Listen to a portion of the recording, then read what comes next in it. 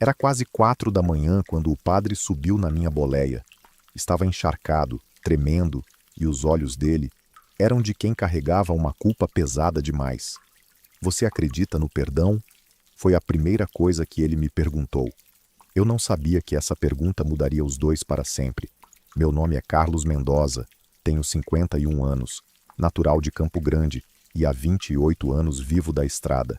Naquela madrugada de julho, eu seguia pela BR-364 carregando soja de Rondonópolis para o Porto de Santos. A chuva castigava forte, dessas que fazem você reduzir a velocidade e rezar para não atolar no barro. O céu estava negro como breu, sem estrelas, só os faróis da minha Scania amarela cortando a escuridão fechada. Eu tinha parado num posto há 2 horas para abastecer e tomar um café requentado. O frentista, um rapaz jovem de olhar cansado, comentou que tinha visto gente estranha andando pela estrada de madrugada. Cuidado por aí, seu Carlos, ele disse. Tem padre perdido por esses lados. Na época, não dei bola. Pensei que fosse só conversa de posto. Foi no quilômetro 847 que vi ele, parado debaixo de uma placa meio torta, com a batina colada no corpo pela chuva. A luz dos meus faróis bateu nele, e por um instante pensei ter visto um fantasma. Não pensei 2 vezes. Freiei devagar e encostei. O barulho do freio a ar cortou o silêncio da madrugada. Boa madrugada, padre. Precisa de ajuda? Ele olhou para mim com olhos vermelhos de quem não dormia há dias. Havia uma tristeza profunda naquele rosto. Uma marca de sofrimento que eu reconhecia era a mesma que vi no espelho depois que perdi minha mãe. Se o senhor puder me dar uma carona até Cuiabá? A voz tremia como folha seca no vento. Eu abri a porta do carona sem hesitar. Na estrada, a gente ajuda quem precisa, mas quando ele subiu, o ar dentro da cabine mudou. Era como se um peso invisível tivesse entrado junto com ele. O cheiro da chuva se misturava com algo mais, um perfume estranho, como se ele tivesse vindo de uma igreja antiga, daquelas com incenso e velas derretidas. Ele sentou em silêncio, com as mãos entrelaçadas no colo, a cabeça baixa. A água escorria da batina e formava uma pequena poça no tapete da boleia. Seguimos em silêncio pelos primeiros quilômetros. A estrada estava deserta, apenas os fachos dos faróis revelando o asfalto molhado e as árvores que pareciam nos observar dos dois lados. Só o barulho do motor, da chuva no para-brisa e algo mais, como se ele estivesse rezando em silêncio, mas com desespero. Os lábios se moviam quase imperceptivelmente, mas não saía som. Era uma oração muda, carregada de aflição. Eu tentei quebrar o gelo. Noite difícil para andar na estrada, padre. Ele não respondeu, apenas apertou mais forte as mãos. Foi quando ele virou para mim e fez aquela pergunta que me gelou. Você acredita no perdão, filho? A pergunta veio como um tapa na cara. Não era conversa de viagem, não era papo furado. Era algo profundo, desesperado. Eu tentei ser educado. Claro, padre, Deus perdoa tudo, não é? Mas ele balançou a cabeça devagar, como quem carrega um fardo que nem a fé consegue aliviar. Algumas coisas são pesadas demais até para Deus perdoar. Aquilo me incomodou mais do que deveria. Um homem de Deus falando assim? Comecei a ficar preocupado. Olhei para ele pelo canto do olho. As mãos tremiam. Segurava um rosário tão apertado que os nós dos dedos estavam brancos. O rosário era antigo, de madeira escura, gasto pelo uso. Padre, o senhor está bem? Ele riu, mas era um riso sem graça, carregado de dor e arrependimento. Um riso que dói de ouvir. Bem? Filho, eu não estou bem há 7 anos, desde que fiz algo que manchou minha alma para sempre. A voz falhou no final da frase. 7 anos. O número ficou martelando na minha cabeça. O que um padre poderia ter feito há 7 anos que ainda o atormentava assim? Minha curiosidade crescia a cada segundo, mas também crescia meu medo do que estava por vir. E foi aí que percebi. Aquela não seria uma carona comum. Alguma coisa muito séria estava prestes a acontecer naquela boleia encharcada, no meio da madrugada, na BR-364 mais solitária do mundo. O padre tinha subido no meu caminhão, mas quem estava realmente prestes a fazer uma viagem era eu. A chuva aumentou e eu tive que reduzir ainda mais a velocidade. O para-brisa embaçava por dentro, criando uma cortina entre nós e o mundo lá fora. Era como se estivéssemos isolados numa bolha de confissão móvel, onde só existíamos eu, ele e aquele peso invisível que carregava. Sabe o que é carregar um segredo por 7 anos, Carlos? Ele sabia meu nome. Eu não tinha dito. Senti um arrepio subir pela espinha, mas fingi normalidade. Na estrada, a gente aprende que tem horas que é melhor deixar as coisas fluírem. Deve ser pesado, padre. Minha resposta saiu mais séria do que eu pretendia. Ele assentiu devagar, como se cada movimento custasse um esforço enorme. Pesado não descreve. A voz dele era um sussurro rouco. É como carregar uma pedra no peito que cresce um pouquinho a cada dia. Começa pequena, você pensa que vai dar conta, mas depois de anos ela fica tão grande que você não consegue mais respirar direito. Olhei para ele pelo retrovisor. O padre estava com os olhos fechados, a cabeça encostada no vidro da janela. Gotas de chuva desciam do lado de fora, parecendo as lágrimas que ele não derramava por dentro. "O senhor quer falar sobre isso?" Perguntei, sem saber se realmente queria ouvir a resposta. Tinha algo na atmosfera daquela cabine que me dizia que uma vez que ele começasse a falar, não haveria mais volta. Ele abriu os olhos devagar e me encarou com uma intensidade que me fez engolir seco. "Carlos, você tem família?" "Tenho uma filha." A resposta saiu automática. Ela mora em São Paulo, casou ano passado. Por que diabos eu estava contando isso para ele? Que bom. Um sorriso triste passou pelo rosto dele. Que bom que ela tem um pai. A forma como disse aquilo me gelou. Havia uma dor ali. Uma dor que vinha de um lugar muito profundo. Passamos por uma cidade pequena.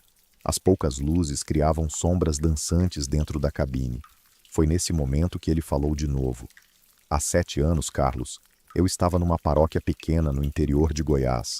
Lugar simples, gente simples, fé simples. Era exatamente onde eu achava que Deus queria que eu estivesse."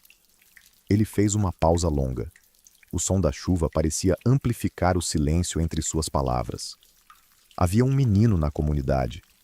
Ele começou, mas parou bruscamente. As mãos voltaram a tremer. "Não, desculpa. Não posso começar por aí." "Menino?" Meu estômago se contraiu. Histórias envolvendo padres e... Não, eu não queria pensar nisso. Mas ele havia parado. Havia recuado. Talvez não fosse o que eu estava imaginando. "Como assim, padre?" Ele respirou fundo, como quem se prepara para pular num abismo.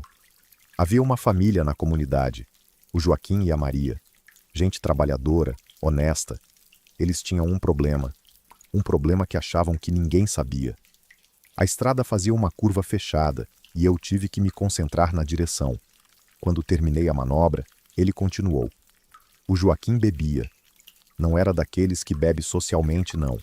Era daqueles que some por dias, gasta o dinheiro do mês em cachaça e volta para casa querendo bater na mulher e no...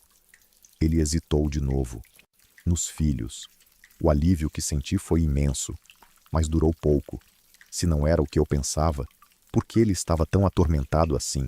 Eu sabia disso através da confissão da Maria. Ela vinha toda semana, chorava, pedia orientação, dizia que tinha medo, que não sabia mais o que fazer. E eu sempre dava o mesmo conselho. "Tenha paciência, minha filha. Ore por ele. Deus vai tocar o coração dele." A voz dele ficou mais baixa, quase inaudível por cima do barulho da chuva. Durante meses foi assim. Ela vinha, chorava. Eu aconselhava paciência e oração. Até que numa quinta-feira, ele parou de novo. Desta vez, demorou quase 1 minuto para continuar. Numa quinta-feira, Maria não apareceu para a missa, nem na sexta. No sábado fui procurar. Encontrei a casa fechada. Os vizinhos disseram que tinham ouvido gritos na noite anterior, mas ninguém havia chamado a polícia.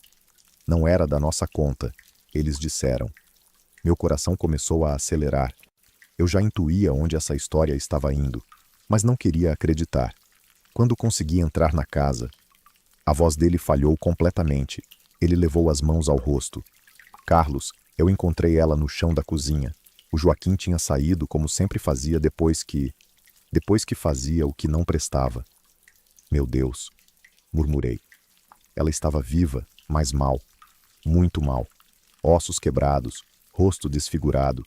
E foi olhando para mim com aqueles olhos inchados que ela disse: Padre, por que Deus não me escutou?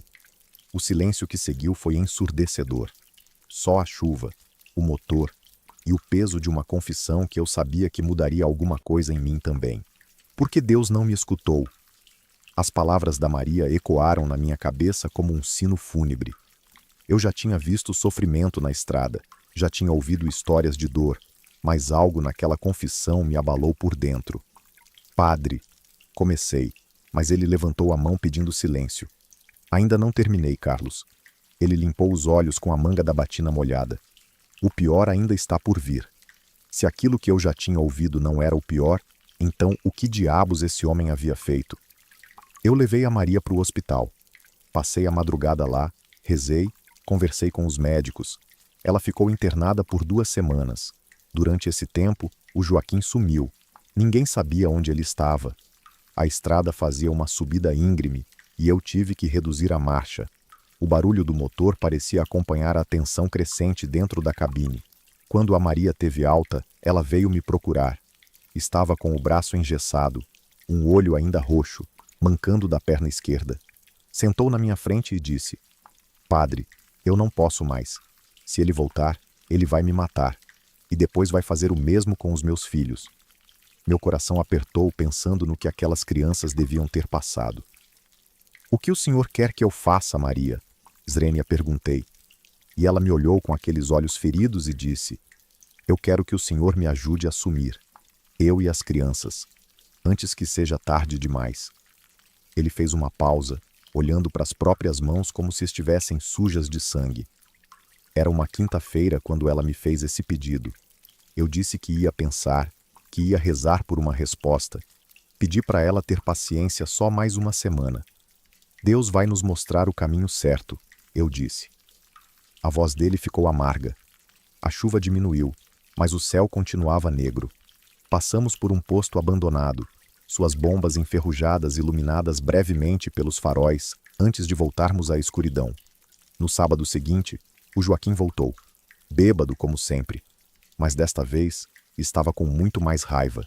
Os vizinhos disseram que ouviram gritos a noite toda, gritos da Maria, das crianças.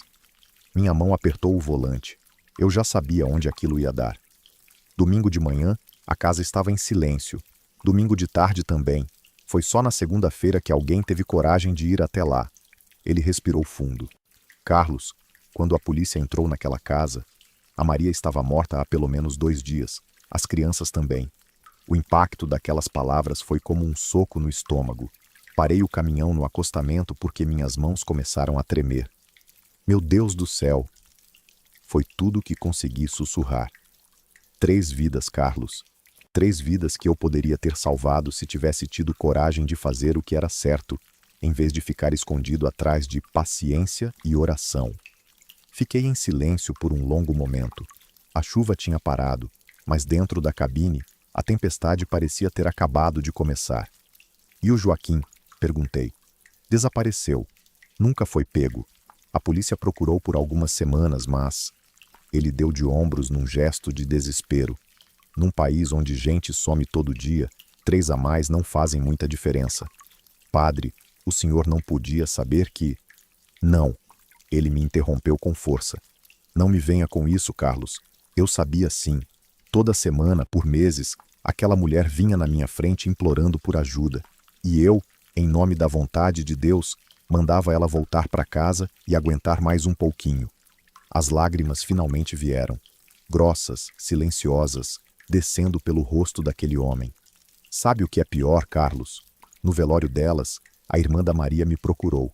Ela disse: Padre, a Maria me contou que tinha pedido ajuda para o Senhor, e então me olhou nos olhos. O sangue delas está nas suas mãos também. Ele curvou a cabeça e chorou como uma criança. Ali, dentro da minha Scania amarela, na madrugada da BR-364, um homem de Deus se desfez completamente. E eu, Carlos Mendoza, caminhoneiro de 51 anos que pensava ter visto de tudo na vida, entendi que algumas feridas são grandes demais para qualquer curativo. Por isso perguntei se você acredita no perdão, Carlos. Porque eu preciso saber. Eu preciso saber se existe perdão para quem deixou 3 pessoas morrerem por covardia. A pergunta ficou no ar, pesada como uma cruz. E eu percebi que não era só ele que precisava de uma resposta. De alguma forma, eu também precisava. O silêncio dentro da cabine era tão denso que eu conseguia ouvir meu próprio coração batendo. A pergunta do padre ecoava na minha mente. Existe perdão para quem deixou 3 pessoas morrerem por covardia? Eu olhei para frente, para a estrada escura, e pela primeira vez na vida me senti pequeno demais para responder a algo tão grande. Mas alguma coisa dentro de mim me fez falar: Padre, o Senhor sabe melhor que eu o que Jesus disse na cruz. Pai, perdoa-lhes, porque não sabem o que fazem. Se Deus perdoa até quem crucificou o próprio Filho. Ele me olhou com olhos inchados. Mas eu sabia, Carlos. Eu sabia o que estava fazendo. Eu escolhi a covardia. Respirei fundo. Então o Senhor acha que sua dor é maior que a misericórdia de Deus? O Senhor acha que seu pecado é forte demais para o amor dele? O padre ficou calado por um longo tempo. Quando falou, sua voz estava mais calma. 7 anos, Carlos. 7 anos eu carrego isso. Larguei a batina, abandonei tudo. Fico vagando de cidade em cidade. Não consigo mais rezar. Não consigo mais olhar para um altar sem ver o rosto da Maria e das crianças. E isso tá te levando para onde, padre? Ele não respondeu. Mas eu já sabia. Estava indo para o mesmo lugar que leva todo mundo que se afoga na própria culpa. Lugar nenhum. Liguei o motor e voltamos para a estrada. A chuva tinha parado e algumas estrelas apareceram. Era como se até o céu soubesse que algo estava mudando. Posso te contar uma coisa, padre? Ele assentiu. Há 5 anos, eu bati o caminhão. Numa estrada parecida, também de madrugada, também na chuva. Tinha uma família no carro que bateu em mim. Pai, mãe e uma menina pequena. Senti a voz falhar, mas continuei. A menina morreu, padre. Tinha 8 anos. Os médicos disseram que se eu tivesse desviado meio segundo antes, ela estaria viva. Meio segundo. O padre me olhou com atenção total. Durante 2 anos, eu não conseguia dormir. Toda vez que fechava os olhos, via o rostinho dela. Parei de dirigir, perdi o caminhão, quase perdi tudo. Até que um dia, a mãe da menina me procurou. O que ela disse? Ela disse: Carlos, eu te perdoo. E Deus também perdoa. Mas você precisa perdoar a si mesmo, porque minha filha não ia querer que você se destruísse por causa disso. E sabe o que mais ela disse? Agora você sabe o que é perder alguém. Use essa dor para ajudar outras pessoas.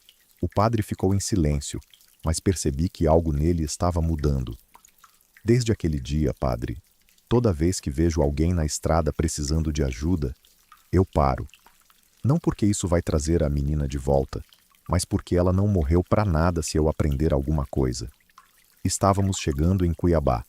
As primeiras luzes da cidade apareceram no horizonte. Carlos, o padre disse, sua voz mais firme, você acha que ainda há tempo para mim? Olhei para ele pelo retrovisor. Havia algo novo ali, uma fagulha pequena, mas viva. Padre, o senhor tem quantos anos? 52. Então o senhor ainda tem tempo para ajudar muita gente.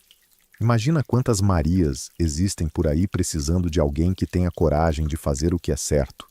Quando chegamos na rodoviária, o padre desceu devagar. Antes de fechar a porta, Carlos, obrigado. Pela carona e por me lembrar que Deus é maior que meus erros. Para onde o senhor vai agora, padre? Ele sorriu pela primeira vez. Vou voltar. Vou voltar para a igreja, confessar tudo para o bispo e pedir para trabalhar com mulheres em situação de violência. A Maria e as crianças morreram, mas talvez eu possa impedir que outras morram. Ele tirou o rosário do bolso e colocou no painel. Guarda isso. E toda vez que você olhar, lembra que até os quebrados podem ser consertados. Vi ele se afastar, não mais como o homem derrotado que havia subido na minha boleia. Estava caminhando ereto, com propósito. E eu, Carlos Mendoza, entendi que às vezes a gente carrega pessoas na estrada não só para levar elas de um lugar para o outro, mas para ajudar elas a encontrarem o caminho de volta para si mesmas. O rosário ainda está aqui comigo. E toda vez que vejo alguém na beira da BR-364 precisando de carona, Eu lembro. Às vezes, quem a gente leva não é só um passageiro. É um irmão pedindo uma segunda chance,